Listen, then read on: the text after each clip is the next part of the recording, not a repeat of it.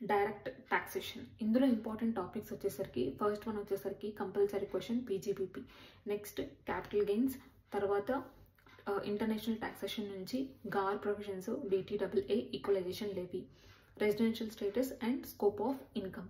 Next వచ్చేసరికి ఏంటి అంటే ట్రాన్స్ఫర్ ప్రైజింగ్.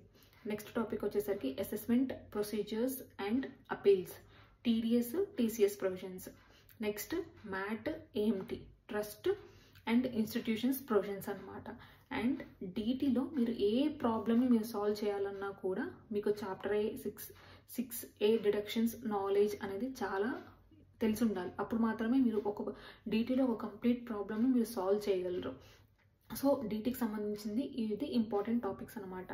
అండ్ అలాగే ప్రీవియస్గా నేను డీటీ పేపర్ 2 పార్ట్స్గా డివైడ్ అవుతుంది, పార్ట్ ఏ అండ్ పార్ట్ బిగా డివైడ్ అవుతుంది ప్రతి క్వశ్చన్. సో పార్ట్ ఏలో ఏ టాపిక్ వస్తుంది, పార్ట్ బిలో ఏ టాపిక్ వస్తుంది అండ్ ఎన్ని మార్క్స్కి వస్తుంది అన్నది డీటెయిల్గా ఒక వీడియో అయితే పోస్ట్ చేశాను. అది డిస్క్రిప్షన్లో ట్యాగ్ చేస్తాను, ఒకసారి వెళ్ళి ఆ వీడియో అయితే చెక్ చేయండి.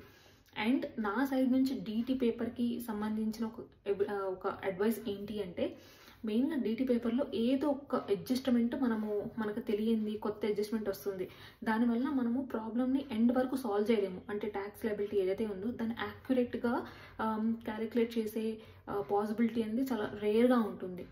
సో ఇలాంటి సిచ్యువేషన్స్లో మనం డీటీ పేపర్లో గెయిన్ చేయాలి అంటే ప్రొవిజన్ చాలా యాక్యురేట్గా రాయాలి. అండ్ ఆ ప్రొవిజన్ ప్రతి పాయింట్కి అడ్జస్ట్మెంట్కి సంబంధించిన ప్రతి ప్రొవిజన్ రాయాలి. అండ్ ఆ ప్రొవిజన్ని మీరు మెయిన్ క్వశ్చన్ ఏదైతే ఉందో ట్యాక్స్ లయబిలిటీ ఏదైతే క్యాలిక్యులేషన్ చేస్తున్నారో ఆ బాక్స్లో మీరు కంపల్సరీగా ఆ నోట్ రిఫరెన్స్ అనేది డెఫినెట్గా మెన్షన్ చేయాలి. అప్పుడు మాత్రమే మనం మార్క్స్ లూజింగ్ అనేది చాలా తగ్గుతుంది. And most of the marks gain చేయడానికి మనకి స్కోప్ అనేది చాలా ఎక్కువగా ఉంటుంది.